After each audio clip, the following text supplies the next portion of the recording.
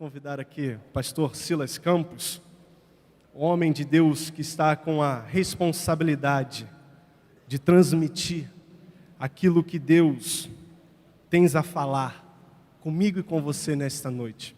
Eu quero convidar você a estender as suas mãos para cá e vamos colocar a vida desse homem de Deus debaixo da presença, da condução do Espírito Santo, porque certamente Ele preparou, mas como falamos, é o Espírito Santo que opera, e é o Espírito Santo que usa homens como o pastor Silas para falar aquilo que a igreja precisa ouvir. Então vamos orar pela vida desse homem de Deus. Amado Deus, Santo Soberano Pai, muito obrigado, ó Deus, pela vida do pastor Silas, ó Deus, esse homem que o Senhor tem sido com ele, esse homem que o Senhor tem derramado da sua graça sobre a vida dele. Mas nesta noite, ó Deus, nós queremos te pedir, derrama mais da tua graça, derrama mais da tua unção, derrama mais do teu Espírito, que ele venha nesta noite ser usado por ti aqui neste local, ó Pai, porque queremos ouvir a tua voz, no nome santo de Jesus, amém e amém. A graça e a paz do Senhor. Que alegria estar aqui. Orei porque vocês escutaram, né? O voo teve esse atraso, nunca vi atraso de 2 horas num voo, né? Curto, mas que bom, tudo deu certo. Tomei um banho já ali embaixo, usei a toalha do meu irmão ali e estou pronto para pregar a palavra. Pode se assentar, irmão. Eu vou tomar a liberdade de usar esse púlpito aqui.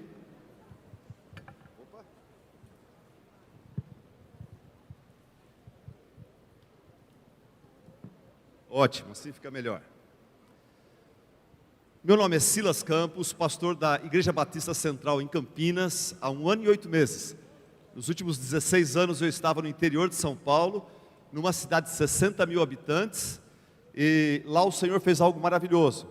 Uma igreja pequena, o Senhor abençoou, nós fomos para um clube da cidade, a igreja cresceu lá, depois nós compramos o cinema da Igreja Universal, lá em Tupã.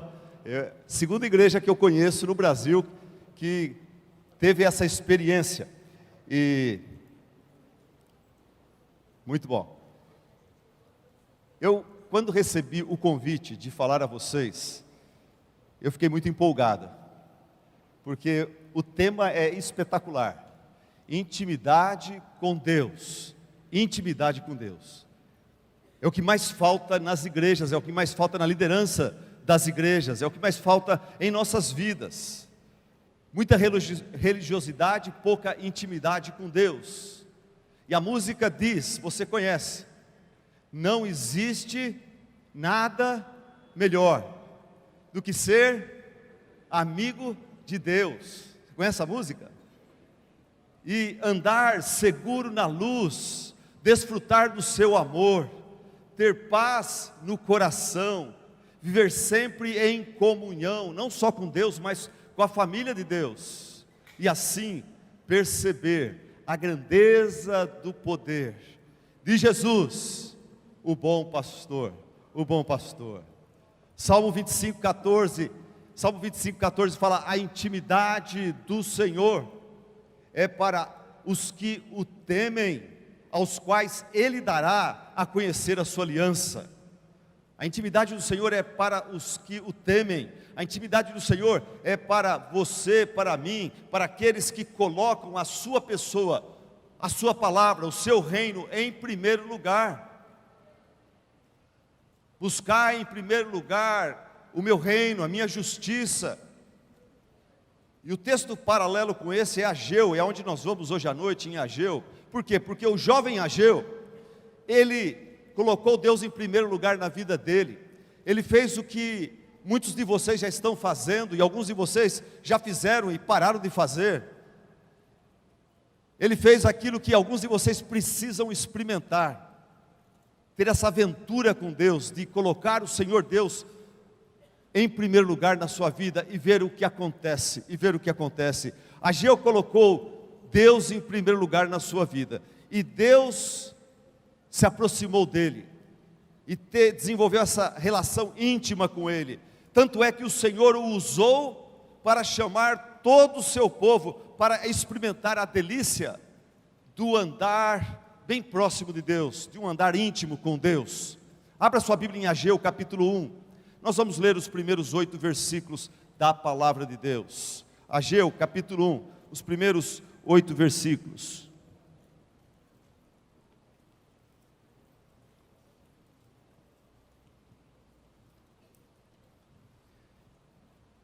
No segundo ano do reinado de Dario, no 6º mês, no primeiro dia do mês, por meio do profeta Ageu, a palavra do Senhor veio a Zorobabel, filho de Salatiel, governador de Judá, e a Josué, filho de Josadaque, o sumo sacerdote, dizendo: assim diz o Senhor dos exércitos, este povo diz, ainda não chegou o tempo em que a casa do Senhor deve ser reconstruída. Por isso a palavra do Senhor veio por meio do profeta Ageu, dizendo: acaso é tempo de vocês morarem em casas luxuosas, enquanto esse templo permanece em ruínas? Portanto, assim diz o Senhor dos exércitos, considerem o que tem acontecido com vocês. Vocês semearam muito e colheram pouco, comem, mas isso não chega para matar a fome, bebem, mas isso não dá para ficarem satisfeitos, põem roupa, mas ninguém se aquece, e o que recebe salário, recebe-o para colocá-lo numa sacola furada. Assim diz o Senhor dos exércitos para o seu povo: considerem o que tem acontecido com vocês. Vão até o monte, tragam madeira e por favor reconstruam o templo conforme eu lhes ordenei. Dele me agradarei e serei glorificado, diz o Senhor dos exércitos. Até aí. Sou casado com a Vanger, temos 4 filhas, todas mulheres. Eu não sei fazer homem feio, só sei fazer mulher bonita. Tanto é que elas todas casaram já, todas casaram. E então eu ganhei 4 homens, 4 filhos. E esses 4 casais, né, minhas filhas e meus genros já nos deram 10 netos. Eu sou vovô de 10 netos, gente. Uau! Como que ele é tão novinho? Como é que Mas outro dia eu levei minha namorada, minha esposa, a vovó, nós fomos assistir um filme. O título do filme talvez você assistiu, é O Rei do Show, com o meu ator favorito, Hugh Jackman.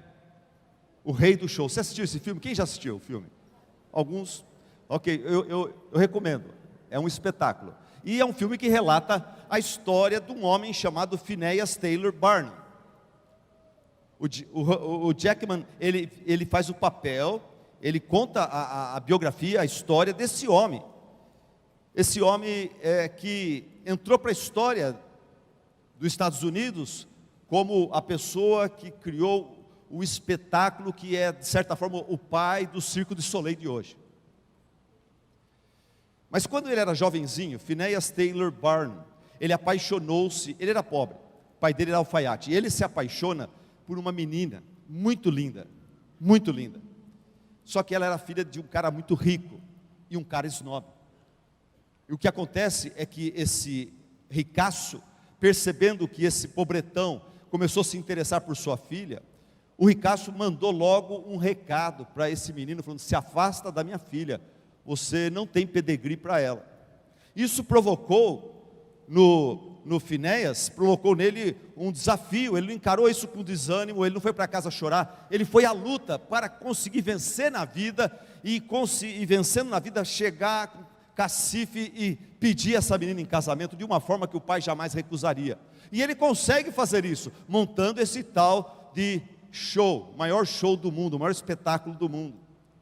A coisa dá certo, o show funciona, as coisas vão para frente, ele fica rico, casa-se com aquela mulher que ele tanto amava, aquela mulher que pela qual ele era apaixonado desde a sua adolescência. E os dois vivem muito felizes, e Deus lhes dá 2 filhas, e tudo vai indo muito bem. Mas ele descuida, e ele perde noção da sua prioridade, que é a família, a sua esposa. ela era o propósito de tudo na sua vida, mas ele começa a se envolver tanto com o espetáculo e com o progresso do projeto, que ele acaba negligenciando a esposa, vez após vez, até que um dia muito triste, ele volta de um espetáculo, para chegar em casa e ver que a esposa já tinha ido embora com as filhas, deixando uma nota de despedida para ele. Fica com o seu show, você não precisa de nós. Partimos. Ela voltou para a casa do pai, que a recebeu, e o pai já não tinha muita admiração por ele. O pai a recebeu, a protegeu e a colocou contra esse marido. O que aconteceu com Phineas Taylor Barnum? Ele perdeu de vista a sua prioridade principal. No projeto da sua vida, a sua prioridade principal era a esposa, as filhas, a família. Ele perdeu de vista isso e pôs tudo a perder. E assim era a situação do povo de Deus. Talvez assim é a situação de alguns de vocês aqui hoje à noite. Vocês perderam de vista a sua prioridade e vocês não negam, não deixaram Deus, não puseram Deus para fora das suas vidas, mas Ele está em segundo lugar, Ele está em terceiro lugar, Ele não está onde Ele deveria. É isso que aconteceu com o povo de Israel nos dias de Ageu. Eles não excluíram Deus, mas eles colocaram Deus em segundo plano. Isso desagradou o coração de Deus. Para Deus isso é pecado, isso é inaceitável. Eu não repartirei a minha glória com ninguém. Deus não quer segundo lugar na sua vida. Assim como o marido, ele não quer ser o segundo homem mais amado na vida da sua esposa. Ele tem o direito e ele exige, e todo mundo dá razão a esse bom marido. Ele merece ser o primeiro homem na vida da sua esposa. Nós, Igreja de Cristo, o povo de Deus no Velho Testamento, somos como que a noiva de Cristo. Precisamos dar a Ele prioridade, mas o povo não estava dando. Deixa eu dar um pano de fundo para vocês. É assim, no livro de Ageu nós temos 4 sermões. Deus deu para o jovem Ageu 4 sermões para entregar para o seu povo. Esses sermões, a gente sabe exatamente o ano, 520 antes de Cristo, 520 anos antes de Cristo. A gente sabe que o primeiro sermão foi dado no mês de agosto e foi indo até dezembro. De agosto a dezembro de 520 antes de Cristo. O que estava acontecendo? Ageu e o povo estavam em Jerusalém, mas da onde que eles vieram recentemente? Eles vieram do cativeiro babilônico. Lembra Nabucodonosor? Cativeiro babilônico, 70 anos. O cativeiro babilônico, a Babilônia foi dominada pelos persas, e o novo imperador persa, agora sob o domínio, tal do Ciro, ele sentiu no coração, Deus tocou o coração dele, de liberar o povo, para que o povo de Israel voltasse para a sua terra e reconstruísse o templo em Jerusalém. E sob a liderança de um líder judeu chamado Zorobabel, vamos chamá-lo hoje à noite de Zorô. Sob a liderança de Zorobabel, governador de Judá, o povo volta. O povo volta e no começo, maravilha. No começo o povo volta animado com a reconstrução do templo. O altar logo é restaurado, os cultos voltam a serem realizados, o alicerce foi reconstruído, mas, como sempre acontece na obra do Senhor, na nossa vida pessoal ou da igreja, de repente surgiu oposição por uns samaritanos. O povo volta obedecendo a Deus, fazendo aquilo que Deus pediu que eles fizessem, mas surge oposição. E diante dessa oposição, vem o medo, e bate o desânimo, e devagar cada um vai tirando o pé do acelerador, e vai saindo fora do projeto de Deus para o seu povo, e cada um começa a cuidar dos seus próprios interesses, dos seus próprios negócios, e a construção do templo, que foi ordenada por Deus, é abandonada. Então nós vemos que Deus deixa de ser prioridade na vida do seu povo. Que lástima, que tristeza, que tragédia. Algumas lições que nós vamos tirar disso tudo aqui. Primeira lição que a gente tira, que quando Deus deixa de ser prioridade em nossas vidas, quando nós deixamos de buscar o reino de Deus em primeiro lugar, primeira coisa, Quando Deus não é prioridade, nossa agenda revela nossa incredulidade. Se você quiser anotar o sermão, o primeiro ponto é esse. Quando Deus não é prioridade, a nossa agenda, nosso jeitão de viver o dia a dia, revela a nossa incredulidade, nosso materialismo, nosso egoísmo, nossa idolatria. Quando Deus não é prioridade, nossa agenda revela a nossa idolatria, a nossa incredulidade. Veja o contexto do livro de Ageu. O povo, eu quero deixar bem claro, sabia muito bem da importância de Jerusalém e do templo de Deus em Jerusalém para o próprio Deus. No Velho Testamento, o Jerusalém e o templo de Deus era algo muito importante no coração do próprio Deus. Tanto é que no Salmo 132, Deus fala através de Davi: o Senhor escolheu Jerusalém com o desejo de fazê-la sua habitação. Este será o meu lugar de descanso para sempre. Aqui firmarei o meu trono, pois esse é o meu desejo, diz o Senhor dos Exércitos. Salmo 132, eles conheciam esse salmo. O que mais? Jeremias e Isaías já haviam profetizado a reconstrução do templo com a ajuda de um imperador pagão. Imagina alguém pagão que nem crê em Deus vir ajudar essa igreja a comprar um terreno num bairro onde vocês querem plantar uma outra igreja e a construir um prédio igual esse lá com o dinheiro dele. Deus pode fazer isso. Ele fez isso com Ciro, e isso foi profetizado muitos anos antes através do profeta Isaías, e esse povo sabia a profecia de Isaías. Isaías 44, 28, a profecia é assim: eu sou o Senhor que diz acerca de Ciro, o rei persa, ele é meu pastor e realizará tudo o que me agrada. Ele dirá acerca de Jerusalém: seja reconstruída, e do templo sejam lançados os seus alicerces. Salmo 132, Deus fala que Ele ama Jerusalém e Ele escolheu fazer de Jerusalém, do templo ali, a sua habitação. Em Isaías 44, a profecia é que Ciro vai ser usado por Deus para a reconstrução do templo. E além disso, Deus já havia tocado o coração do próprio Ciro, e o povo tinha visto isso na sua saída do cativeiro babilônico, que agora é o cativeiro persa, né? Em Esdras 1:1, diz que o Senhor despertou o coração de Ciro, rei da Pérsia, para libertar os exilados, para devolver os utensílios do templo que Nabucodonosor tinha roubado, e para levantar dinheiro para patrocinar a reconstrução.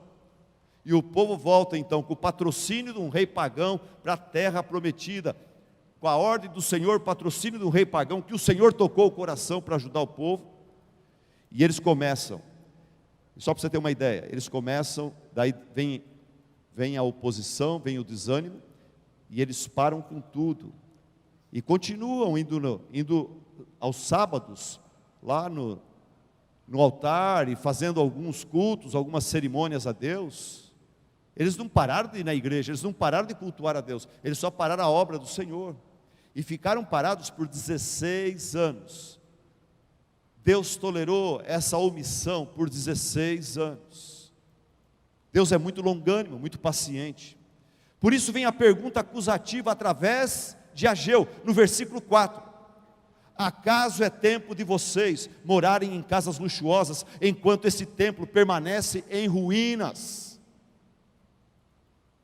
Quando Deus não é prioridade, nossa agenda revela nossa incredulidade, desobediência, materialismo. Se eu e outros pastores agora sentar com cada um de vocês e falar: como que está a sua agenda? No que você mais pensa? No que você mais gasta dinheiro hoje? No que você mais gasta tempo? Qual o seu sonho maior? Qual o seu maior deleite? O que nós iríamos avaliar? Você está vivendo e buscando o reino de Deus em primeiro lugar na sua vida? É Deus prioridade na sua vida hoje? No verso 9, Deus confirma, dizendo o seguinte, Ageu 1:9, ele fala: o meu templo permanece em ruínas, enquanto cada um de vocês corre por causa da sua própria casa, do seu próprio interesse.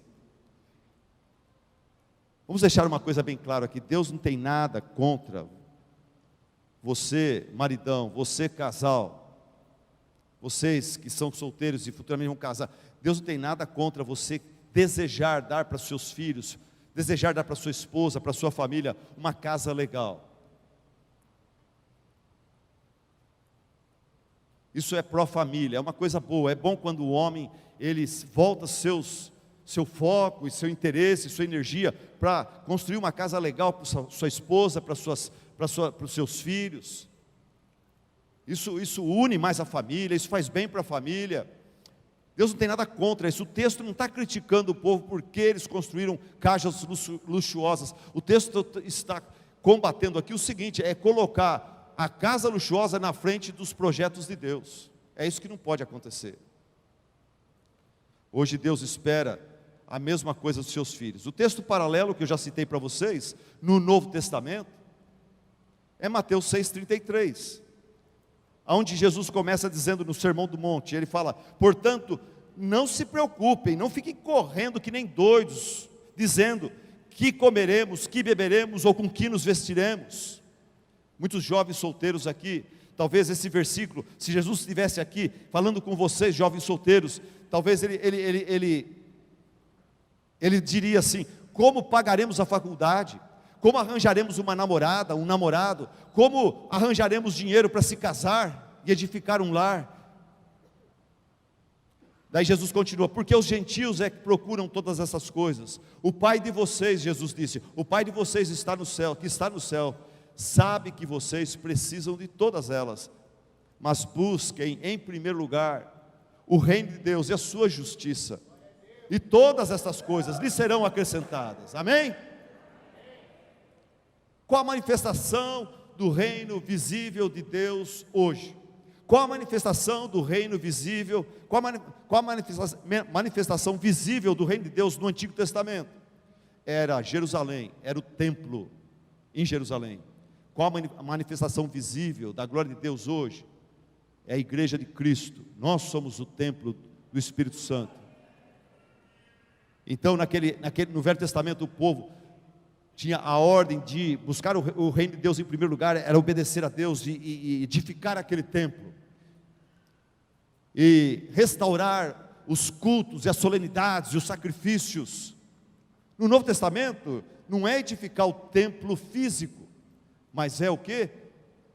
É edificar em primeiro lugar a nosso relacionamento com Deus, e depois ajudar outras pessoas dentro do corpo de Cristo a crescer, evangelizando, depois discipulando e trabalhando e usando os vários projetos da igreja e todo mundo participando para que o reino de Deus cresça e vidas sejam alcançadas e edificadas do Evangelho.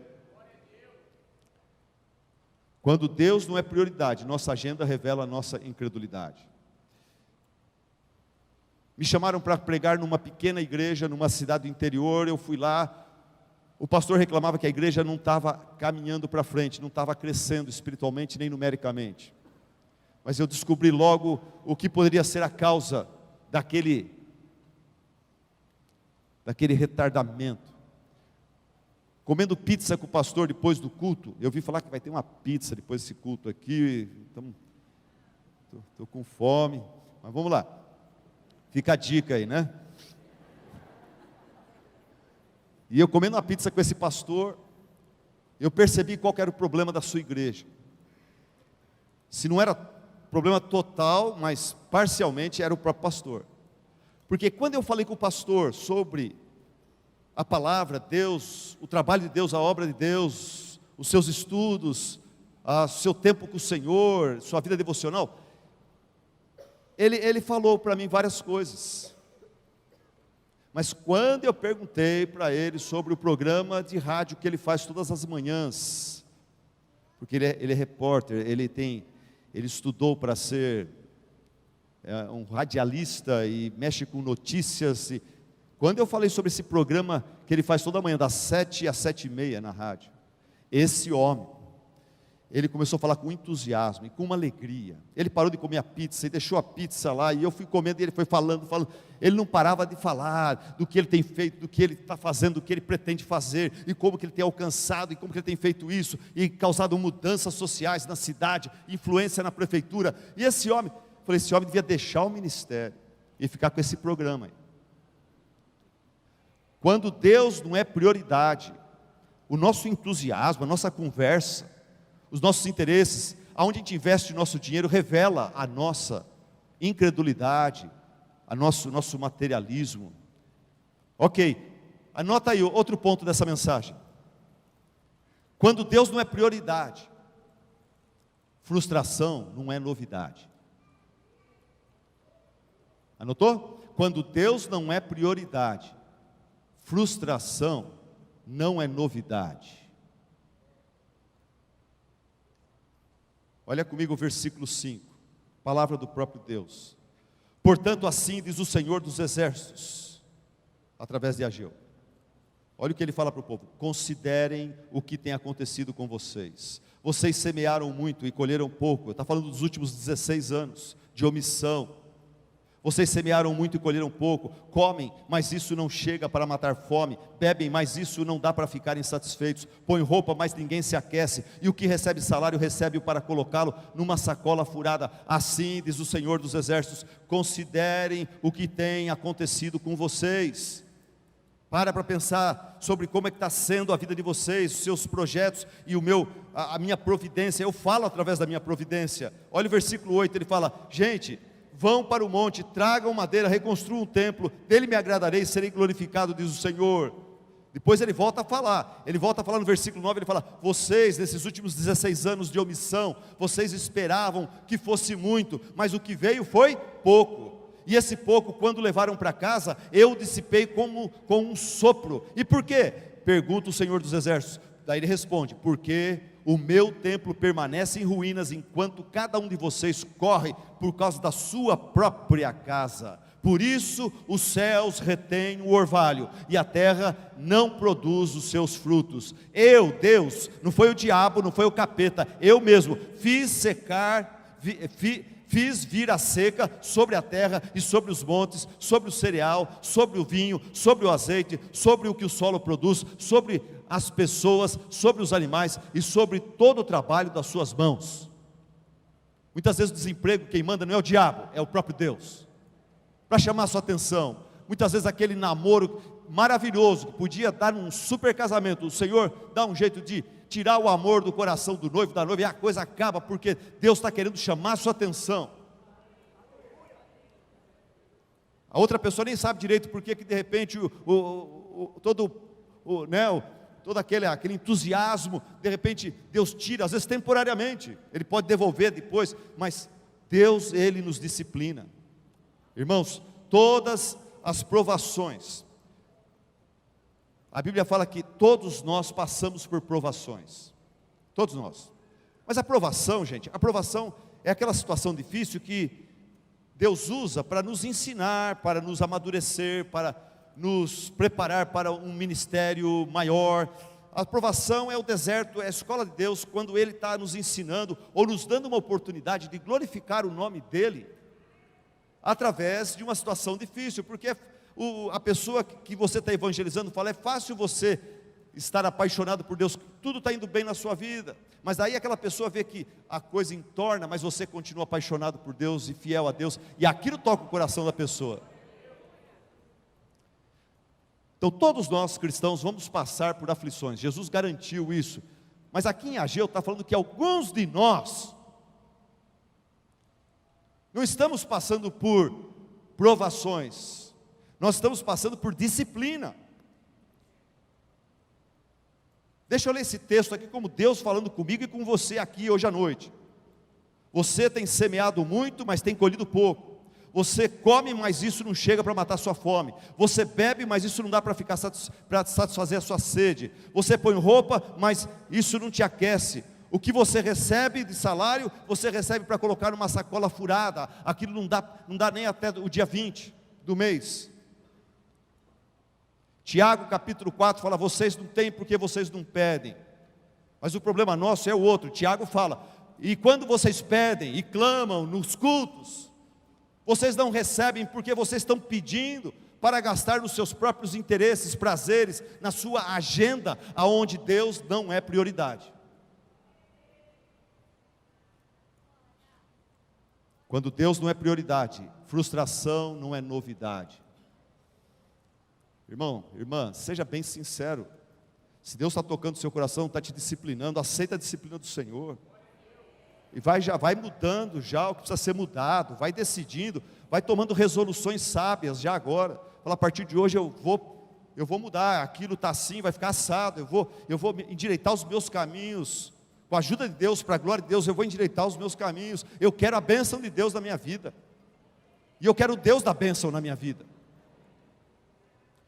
Anota o terceiro ponto dessa mensagem. Quando Deus não é prioridade, arrependimento é uma necessidade. Quando Deus não é prioridade, arrependimento é uma necessidade. Isso fica claro no versículo 7 e 8. Porque no versículo 7 e 8, Deus, Ele fala assim: vocês estão frustrados, estão? Vocês estão vendo, eu estou pedindo para vocês, estão vendo que a minha bênção não está com vocês, minha presença não está com vocês, vocês estão sozinhos. Daí no versículo 7 ele fala: assim diz o Senhor dos Exércitos, considerem o que tem acontecido com vocês. Vão até o monte, tragam madeira e reconstruam o templo que eu pedi que vocês reconstruíssem. Dele me agradarei e serei glorificado, diz o Senhor. Versículo 7, Deus está chamando o povo ao arrependimento. Por isso que eu falei, quando Deus não é prioridade, arrependimento é uma necessidade. Deus está chamando o seu povo ao arrependimento. Arrependimento é o único caminho. Veja que arrependimento, de acordo com esse texto, eu vou explicar melhor, mas arrependimento, de acordo com esse texto, é uma mudança de pensamento que produz uma mudança de atitude. Arrependimento é uma mudança de pensamento que produz uma mudança de atitude. Repita comigo, eu vou falar, vocês repetem. Arrependimento é uma mudança de pensamento que produz uma mudança de atitude. Deixa eu dar uma dica para você. Eu temo que muitas vezes você considerou um pecado resolvido com Deus porque você confessou ao Senhor aquilo. Baseado em João 1,9, se confessarmos nossos pecados, mas não houve arrependimento. Você confessou, você concordou com Deus, mas você não se arrependeu. Arrependimento é uma mudança de pensamento que produz uma mudança de comportamento. Está entendendo? O texto fala assim, versículo 7, Deus fala: considerem, pensem, queimem um pouco de fosfato, considerem o que tem acontecido com vocês. Para a correria, para de construir aquela casa um pouco, vamos fazer um retiro espiritual, vamos fazer um momento de reflexão. Arrependimento é uma mudança de pensamento. Vocês têm que parar e ver que o jeito que vocês estão andando, correndo e vivendo, não está funcionando, não está legal. Vocês estão perdendo tempo, estão desperdiçando seu tempo, energia e dinheiro. Arrependimento é uma mudança de pensamento que produz uma mudança de atitude. Vão até o monte, dá um tempo na casa de vocês e volte arrependidos e endireite os seus caminhos e começa a fazer o que deveriam ter já feito há 16 anos atrás. Vai para o monte, pega a madeira e mãos à obra e corrige o erro cometido. Arrependimento é uma mudança de pensamento que produz uma mudança de atitude. Veja, duas coisas que agradam a Deus. Ele fala: e vocês vão reconstruir o templo e isso vai me agradar. Mas vai me agradar também o fato de vocês estarem arrependidos e corrigidos no nosso relacionamento. Duas coisas que agradam a Deus: a edificação do seu templo aqui na terra e o arrependimento e obediência do seu povo aqui na terra. E graças a Deus que houve arrependimento. Graças a Deus que houve arrependimento. Como eu espero que haja arrependimento agora no seu coração, se você é essa pessoa que precisa se corrigir diante dessa mensagem. Olha o que diz o versículo 12, irmãos. Olha que bênção. Então Zorobabel, filho de Salatiel, e Josué, filho de Josadaque, o sumo sacerdote, e todo o remanescente do povo, atenderam a voz do Senhor, seu Deus, e as palavras do profeta Ageu, as quais o Senhor, seu Deus, havia ordenado que ele dissesse, e todo o povo temeu diante do Senhor, obedecendo o Senhor. Os samaritanos estavam lá ainda ameaçando, as ameaças não pararam, mas apesar das ameaças, a perigos, eles decidiram crer e obedecer o Senhor. Anota aí, fé é obedecer, apesar das ameaças, perigos e consequências. Fé no Senhor é obedecer, apesar das ameaças, perigos e consequências. Deus pede para mim e para você, santificação de vida,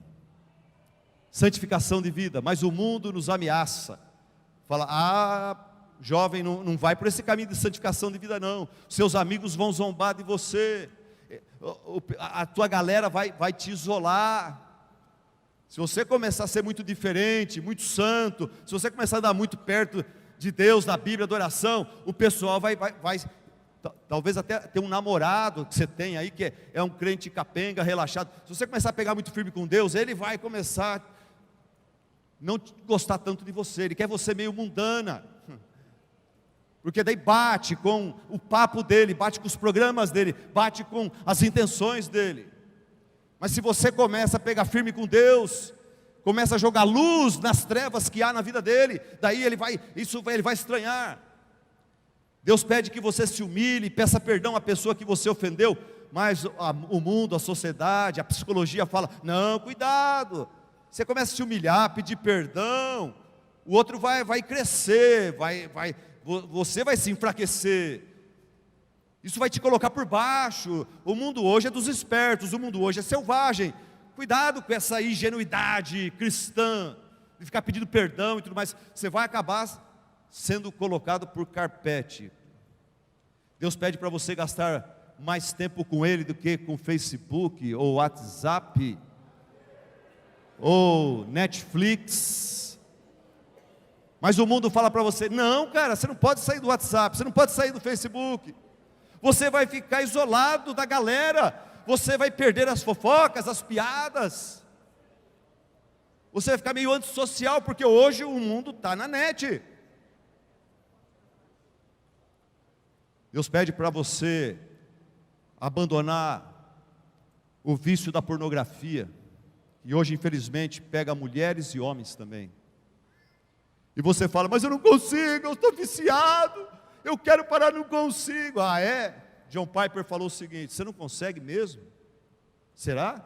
Será que você está tão assim, controlado, que você não tem mais domínio? John Piper falou, quer ver, eu vou provar para você que você tem domínio, que você, se você quiser parar, você para. Imagina naquela hora que você vai ver a pornografia. Entra um terrorista islâmico, um cristão amarrado, e aquele terrorista islâmico fala, você vai ver isso aí, ó, se você ver, eu corto o pescoço do teu irmão em Cristo aqui.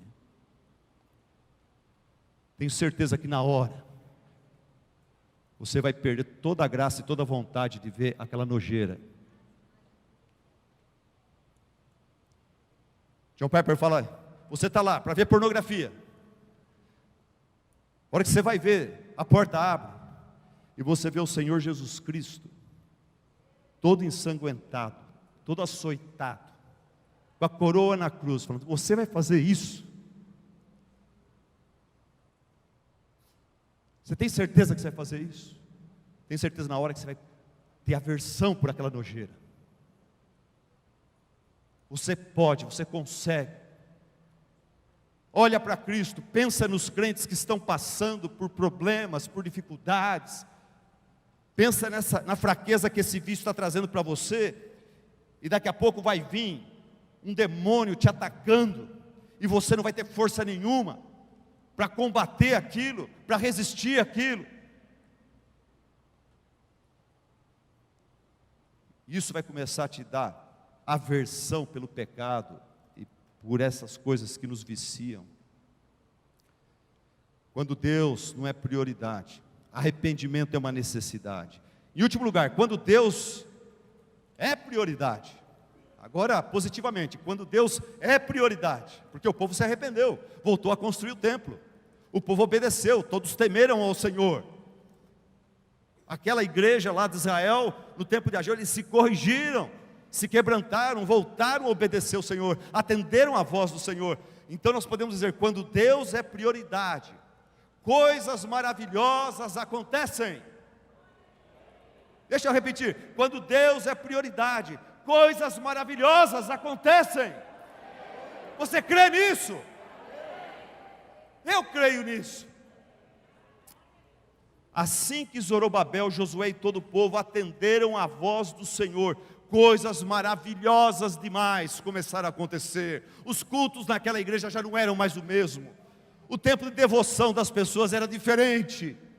Havia a presença do Senhor, havia intimidade do Senhor.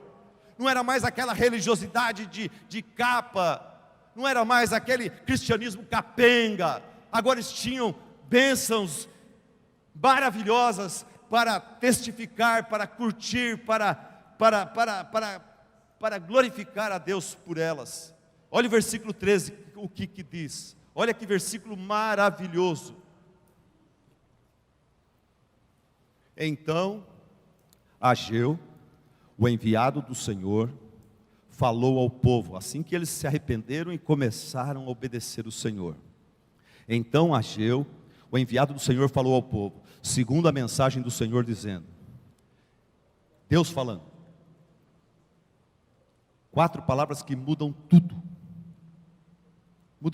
no namoro, 4 palavras que mudam tudo na vida de uma igreja, 4 palavras que mudam tudo num casamento desgastado, 4 palavras que mudam tudo na vida da pessoa que está doente, na vida da pessoa que está desempregada, na vida da pessoa que está frustrado com alguma coisa temporária dessa vida. 4 palavras Deus dá para o seu povo quando eles obedecem. Eu estou com vocês.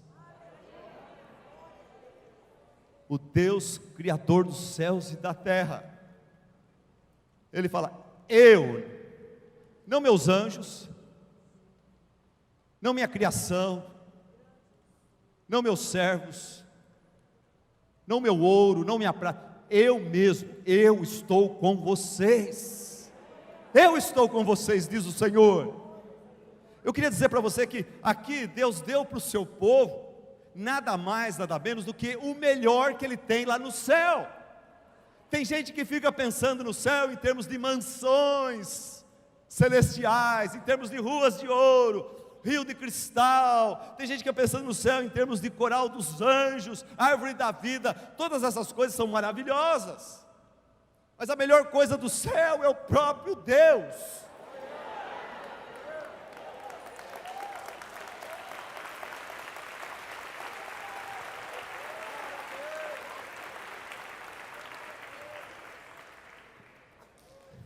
Quem já experimentou um pouquinho disso na sua vida, quem já experimentou um pouquinho só da presença de Deus na sua vida, sabe que não existe coisa melhor.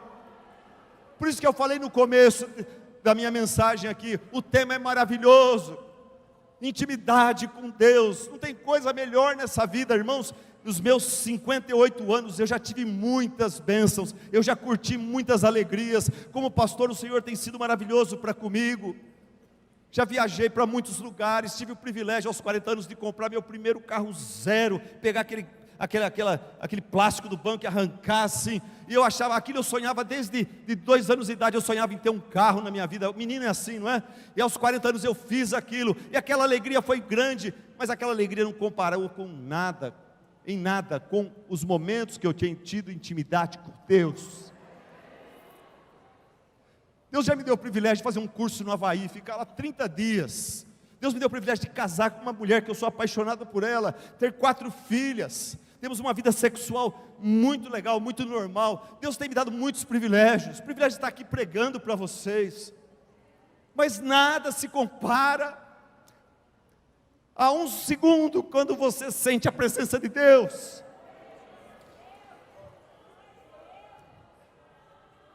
Quem já experimentou isso sabe do que eu estou falando. Eu lembro que eu estava dirigindo de Tupã para Marília, 70 quilômetros. E eu falei, vou aproveitar essa viagem para ouvir sermões, para ouvir músicas, para adorar a Deus, para ter um tempo com Deus. E teve uma música que falou tanto ao meu coração. E parece que Deus encheu a sua glória naquele carro. Eu parei e comecei a glorificar ao Senhor e cantar aquela música, sentindo a sua presença. E falando, Senhor Deus, por favor, não permita que essa alegria vá embora. E que delícia, que gostoso. E você sente que parece que Deus está falando, olha, o que você quiser pede, eu te darei. E você não quer pedir nada de material, você quer pedir mais da presença dEle.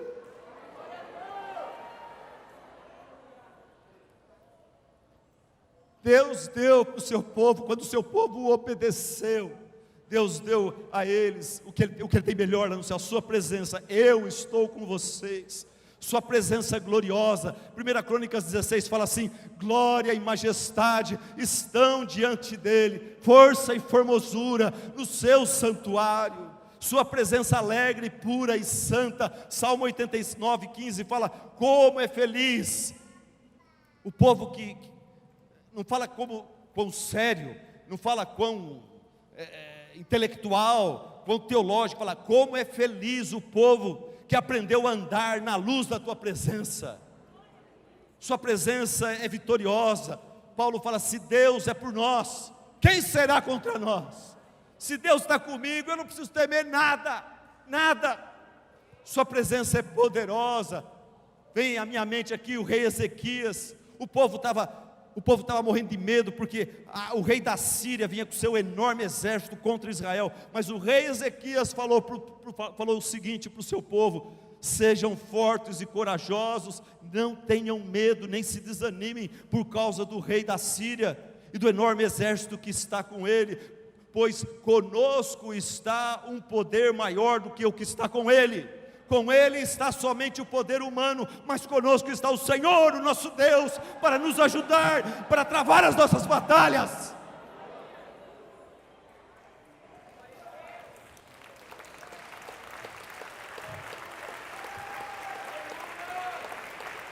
Glória ao teu nome, Senhor. Não tem coisa melhor que Deus pode dar para o seu servo, para a sua serva, do que a sua presença.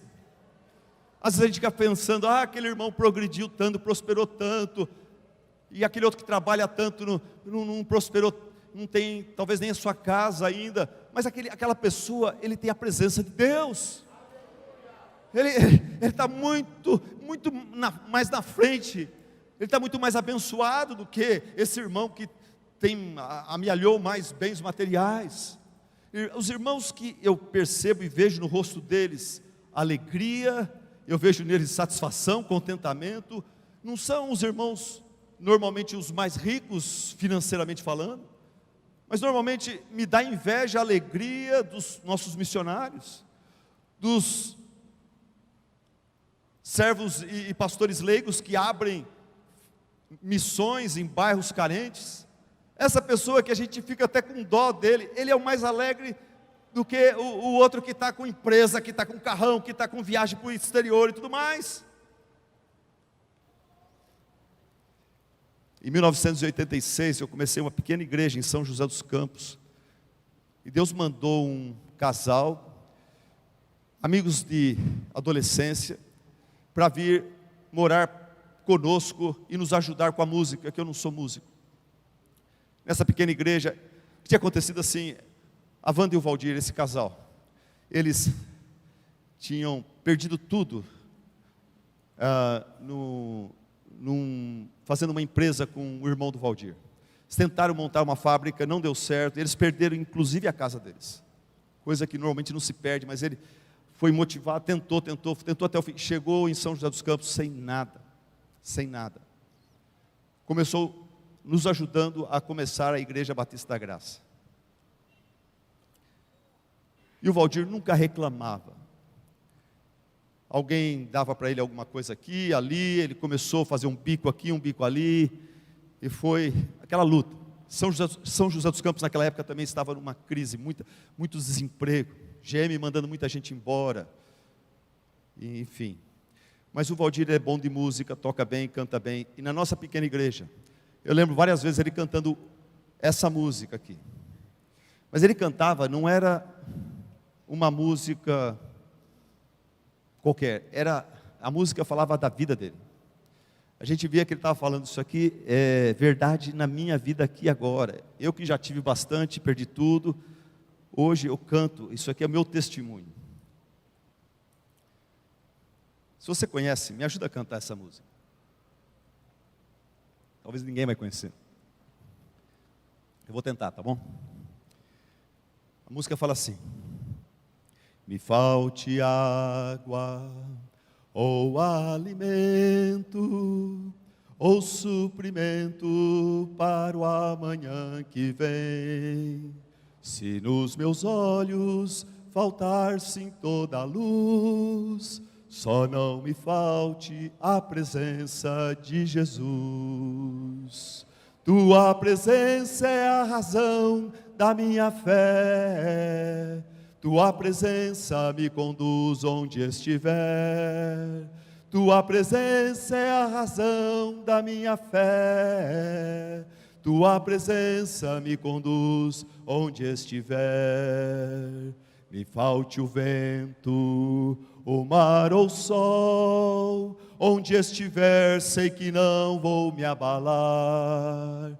Se na seara o trigo não produz, só não me falte a presença de Jesus.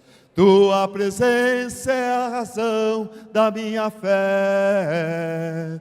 Tua presença me conduz onde estiver. Tua presença é a razão da minha fé. Tua presença me conduz onde estiver.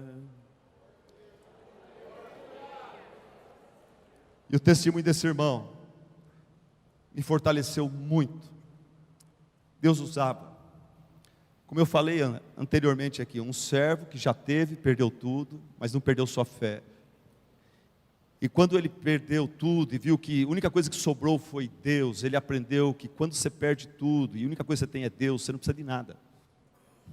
Porque Deus é suficiente. Tua presença, me falte água, ou alimento, ou suprimento para o amanhã que vem. Se nos meus olhos faltar, sim, toda a luz, se eu ficar cego, só não me falte a presença de Jesus. Foi o que Moisés falou: Senhor, se o Senhor não for conosco, não nos mande. Nós vamos para qualquer lugar, mas a tua presença é essencial, é indispensável. Sem a tua presença o céu não é céu.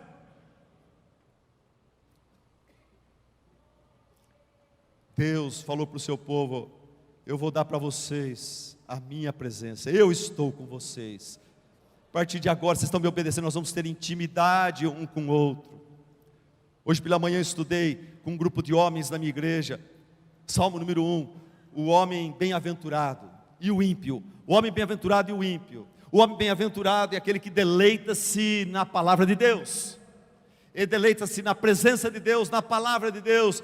Dia e noite ele medita, tudo que ele vê durante o dia, ele vai sempre analisando e passando pelo crivo da palavra de Deus, que ele estudou pela manhã, que ele vai estudar à noite. O homem bem-aventurado, o homem agraciado por Deus, ele deleita-se não no dinheiro, não no sexo, não na pornografia, não no WhatsApp. Ele se deleita na palavra do Senhor, na presença do Senhor, e isto o leva ao céu. No final do Salmo fala que enquanto nessa vida ele vai ser útil, Deus vai suprir suas necessidades, ele vai ser sempre útil e vai servir, vai ter para ele poder ajudar os outros, e no dia do juízo ele não será confundido, ele vai para a morada eterna. Mas aí o Salmo fala do ímpio. O ímpio, ele não tem deleite na palavra do Senhor. O ímpio, a palavra do Senhor só domingo, o pastor lê lá, mas durante a semana ele nem tem tempo para ler a palavra do Senhor, não tem interesse. O deleite dele está no futebol, o deleite dele está no cinema, no churrasco, e está nisso, naquilo, está no vestido, está na manicure, está no cabelo, está nisso. Os deleites do ímpio, da ímpia, o ímpio é como palha. E como palha ele é soprado de um lado para o outro, é uma moda aqui, é um programa lá, é um carnaval, é um Natal, é o Dia das Mães, é a Copa do Mundo. O ímpio ele é soprado de um lado para o outro, até ele chegar aonde? Até chegar no dia do juízo, daí ele vai para o inferno. Então, a frase é a seguinte: aonde está o seu deleite? Porque deleite determina destino. Anota isso aí. Deleite determina destino. Aquilo que o seu coração anseia determina onde você vai terminar. Se o seu negócio é futebol, futebol, futebol, quando vai chegando a velhice, quando vai chegando a eternidade, futebol não resolve nada. Eu tenho pena, tenho dó de funerais que eu vou, em cima do caixão colocam a bandeira de um time de futebol ali, porque a única coisa que essa pessoa mais promoveu e amou foi o seu time de futebol. E daí o pessoal canta ali aquela música do time de futebol. Que tristeza, que perda de tempo, que pobreza espiritual. Deleite determina destino. Se o seu deleite não está no Senhor, irmão, cai de joelhos e clama, fica de joelho até o Senhor. Fala: Senhor Deus, muda a disposição do meu coração. Senhor Deus, eu não vou sair daqui de joelho enquanto o Senhor não enviar o teu Santo Espírito para me regenerar e tirar meu coração de pedra e colocar um coração de carne ali. E eu poder cantar com a minha igreja: recebi um novo coração do Pai, coração regenerado, coração transformado, coração que é inspirado por Jesus, não pelo time de futebol, não pelas atrizes da Rede Globo, não pelos atletas do Madrid, do Real Madrid, ou disso ou daquilo, mas inspirado por Jesus. Deleite determina destino. E daí, para encerrando a nossa mensagem, Deus toca o coração de Dario, Ele dá a sua presença, daí Ele toca o coração de Dario. Lembra que eu falei para você que os samaritanos continuavam ainda fazendo oposição, e ameaçando, e mexendo os pauzinhos, para que Dario cortasse o barato e mandasse uma punição para parar com a construção do templo. Mas Deus toca o coração do imperador persa Dario, para renovar o decreto que Ciro tinha feito. E a oposição foi removida, a posição política foi removida, e o templo foi reconstruído. E em Esdras capítulo 6, você vê a alegria de todo o povo fez uma festa para inaugurar o templo. O povo trouxe 100 novilhos, 200 carneiros, 400 cordeiros e 12 cabritos. É muita festa, é muita gente.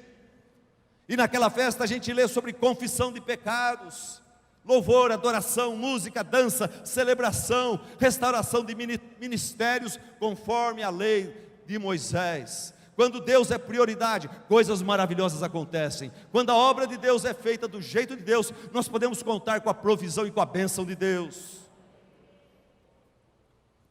Quando eu falo obra de Deus, estou falando da obra de Deus em nome de toda a nossa igreja, da sua igreja, da minha igreja, e a obra de Deus individual, na sua vida, minha vida. Quando a obra de Deus, nos meus estudos, no meu trabalho, no meu namoro, no meu relacionamento com minha esposa, com meu marido, com os meus pais, na minha área financeira, quando a obra de Deus em todas essas áreas é feita do jeito de Deus, eu posso contar com a provisão e providência de Deus. Uma pergunta: Deus está no centro dos seus estudos, jovem? Deus está no centro do seu namoro, jovem? Deus está no centro da sua vida acadêmica, da sua vida matrimonial? Deus está no centro da sua vida física? Como é que você está tratando o templo do Espírito Santo? Alguns de nós estão caindo no exagero, não sai da academia, não para de ver dieta tal, aquilo está virando uma idolatria. Outros de nós estão matando, acabando com o corpo, o templo do Espírito Santo, com comida demais, com pizza demais, com churrasco demais, com carne de porco demais. Se Deus não está no centro de alguma área da sua vida, você tem que se arrepender. Quando Deus não é prioridade, arrependimento é uma necessidade. Quando Deus é prioridade, coisas maravilhosas acontecem. Se você não está, Deus não é prioridade, alguma área da sua vida, meu irmão, minha irmã, arrependa-se, aqui e agora. Arrependa-se. O que encobre as suas transgressões jamais prosperará. O que confessa e deixa, alcança misericórdia. Pastor, eu quero me arrepender. Eu já fiz essa pergunta quando eu estava aí e tinha alguém pregando aqui. Pastor, a mensagem está tocando no meu coração, eu quero me arrepender, mas eu não consigo. Eu quero, mas eu não consigo. Eu não consigo entregar esse namoro. Eu não consigo entregar esse dinheiro desonesto que eu comecei a fazer um tempo atrás. Eu não consigo falar não para a pornografia. Eu quero, mas eu não consigo ter vontade. Eu não tenho arrependimento. Eu quero me arrepender, mas eu não tenho arrependimento. Você está como Esaú, procurando arrependimento e não encontrando. Por quê? Porque arrependimento é uma oportunidade que vem do céu. Entenda isso, arrependimento não é uma escolha que você faz a hora que quiser. Tem gente que tolamente fala, eu vou curtir a vida, vou ser um crente relaxado, 1 minuto antes de eu morrer, lá no hospital eu vou me arrepender de tudo, fazer uma oração de confissão e morrer, e curtir a terra e curtir o céu. Mas não é assim. Eu, pessoalmente, você talvez também já experimentou isso. Você quer se arrepender e não consegue. Por quê? Porque arrependimento verdadeiro vem do Senhor. Em Esdras capítulo 1, o Senhor despertou, tocou o coração de Ciro. É o Senhor que muda o coração até do pagão. Em Ageu 1,4 fala, o Senhor despertou o espírito de Zorobabel e do povo. É Deus que muda o coração. É Deus quem opera em vocês, tanto o querer como o efetuar, segundo a sua boa vontade. Em 2 Timóteo capítulo 2, 25, fala que o pecado seduz, amarra, escraviza, cega o entendimento das pessoas. Mas que é Deus quem concede o arrependimento. Lá fala com todas as letras, 2 Timóteo 2, 25. Arrependimento não é você que fala, eu vou me arrepender. É Deus que faz isso. É Deus quem concede o arrependimento. É Ele que conduz você de volta ao bom senso, à verdade, devolvendo a você o bom senso para falar, chega dessa vida, chega de dar alegria para o diabo, e te liberta da armadilha do próprio diabo. Por isso eu diria agora nesse culto, se você precisa se arrepender, não está conseguindo, não está sentindo vontade, clame ao Senhor, fala, Senhor, tem misericórdia de mim, Senhor, me dê arrependimento, quebranta meu coração, Senhor. Clame por isso, faça isso, mas o que você não pode deixar, o que você não pode fazer é sair desse culto, continuando, negligenciando a sua prioridade principal, que é Deus, em todas as áreas da sua vida. Eu já falei sobre o filme O Rei do Show, que conta a vida de Phineas Taylor Barnum, empresário no mundo do show business. Esse homem, ele ganhou muito dinheiro a vida toda. Se você hoje for no estado de Connecticut, na cidade de Bridgeport, você vai no cemitério lá, você vai ver que o sepulcro mais suntuoso é dele. Você pode procurar na internet, você acha. É um prédio, o sepulcro dele. A história diz que ele morreu em 1891 e a sua última pergunta, ele usou o seu último fôlego para fazer uma pergunta que revelava o que estava no seu coração ali diante da morte. E a pergunta foi: quanto foi o faturamento hoje à noite? Quanto que nós ganhamos hoje à noite? Que tragédia! Que tragédia! Chegou na presença de Deus totalmente despreparado. Em Lucas 12, 21, Jesus diz que todo aquele que vive desse jeito e morre desse jeito é um tolo. Mesmo que o mundo fale que ele é um empresário, empreendedor de sucesso, mesmo que a revista Forbes coloque ele é o homem número 1 no mundo dos negócios no ano de 2018. Mas deixa eu falar uma coisa para você.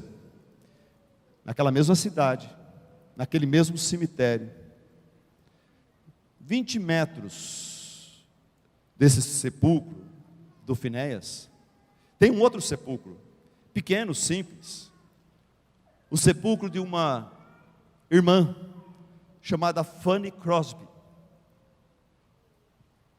uma serva de Deus que nunca teve o privilégio de enxergar, mas que pela fé, ela enxergou, creu, seguiu e serviu a Jesus Cristo até o último dia da sua vida. Ela se converteu e ela recebeu de Deus o dom de compor músicas, e ela compôs muitos hinos que nós cantamos, a igreja ao redor do mundo canta até hoje. Diz que um dia ela ficou conhecida do pastor D.L. Moody, esse grande avivalista do passado, e o pastor D.L. Moody ficou sabendo que ela estava presente num dos cultos, milhares de pessoas, e ele pediu que chamasse ela. Trouxeram ela, e ele falou: irmã, por favor, dê um breve testemunho para nós. E ela ficou nervosa, e ela falou: eu não sei o que dizer, mas eu vou dar para vocês, eu vou recitar para vocês um último hino que eu escrevi, que o Senhor Deus deu para mim, e que retrata a obra da graça de Deus na minha vida. E ela começou a falar esse hino, talvez muitos de vocês conhecem, o hino é assim: meu Senhor, sou teu, tua voz ouvi, a chamar-me com amor, mas de ti mais perto eu quero estar, ó bendito Salvador. Mais perto da tua cruz, mais perto, ó Salvador, mais perto para a tua cruz, leva-me, ó meu Senhor. E alguns irmãos, quando ela morreu, mandaram fazer uma lápide em homenagem a essa irmã. E nessa lápide, se você pode achar na internet também, está lá. Nessa lápide está dizendo assim: com gratidão e amor à memória da irmã em Cristo Fanny J. Crosby, que através dos seus 3.000 hinos e poemas inspirou e edificou cristãos ao redor do mundo. Ela nasceu em 24 de março de 1820 e morreu em 12 de fevereiro de 1915. E daí eles deixam na lápide a letra do hino mais famoso dela: que segurança, sou de Jesus, e já desfruto o gozo da luz.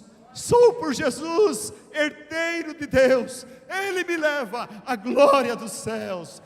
Vamos cantar juntos? Canta minha alma, canta ao Senhor, rende-lhe.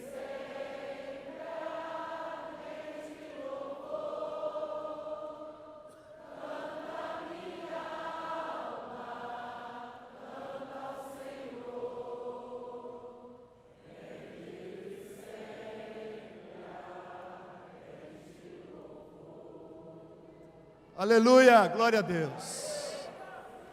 Quando Deus não é prioridade, nossa agenda revela nossa incredulidade e materialismo. Quando Deus não é prioridade, frustração não é novidade. Quando Deus não é prioridade, arrependimento é uma necessidade.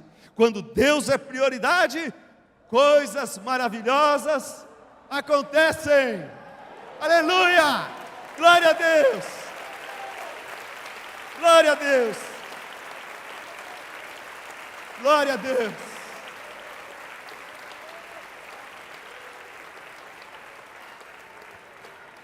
Vamos orar. Se você tiver condições de se ajoelhar, aonde você estiver, se ajoelhe, se não, fique em pé, ou assentado mesmo. Deus falou conosco, irmãos. Senhor, muito obrigado, Senhor, por nos visitar aqui hoje à noite. Obrigado por esse lugar, por essa hora, por esse encontro planejado pelo Senhor. Conforme o pastor Leandro falou, Senhor, nós não estamos aqui porque nós decidimos, nós estamos aqui porque o Senhor nos trouxe. E o Senhor tinha esse recado para cada um de nós. Oh Deus, ajuda cada um de nós, Pai, a te colocar em primeiro lugar naquela determinada área onde o Senhor não ocupa o primeiro lugar. Oh Deus, nos dá o arrependimento que nós não temos em nós mesmos. Oh Senhor, nos dá aversão pelas coisas pecaminosas, pelos interesses passageiros desse mundo, e nos dá, Senhor, alegria.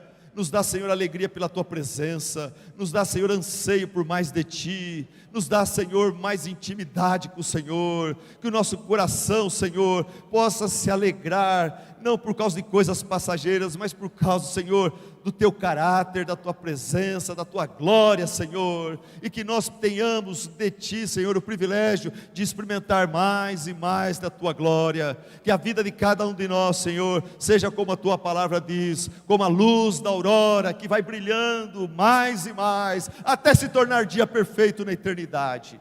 Em nome do Senhor Jesus, assim nós clamamos, assim nós Te agradecemos, assim nós pedimos. Amém, amém e amém. Amém. Glória a Deus.